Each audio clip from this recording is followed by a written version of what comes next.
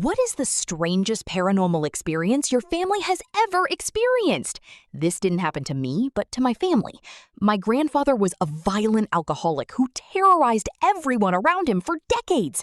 He tried to hurt my grandmother in front of their 6 children.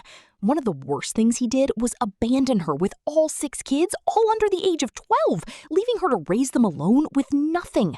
He eventually moved away, about 30 miles from my grandmother and the 2 children who stayed nearby. Their relationship was almost non-existent. There were only holiday calls and maybe a visit once or twice a year. Nobody forgot what he did to their mother. When he was in his 80s, his health started failing because of years of alcohol abuse. He was hospitalized and eventually passed away alone in the middle of the night. The next morning, my aunt went to the morgue to identify his body and handle the paperwork. Before that, she stopped by my grandmother's house to tell her the news. She didn't know how her mother would react after everything he had done. But when she arrived, my grandmother was sitting at the kitchen table doing a puzzle and humming peacefully. Before my aunt could say anything, my grandmother looked up and said, "It's a sad day today. He died just past midnight, didn't he?" My aunt froze.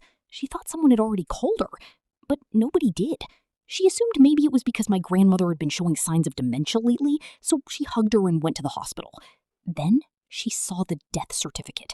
The time of death was 12:10 a.m., exactly what my grandmother said. But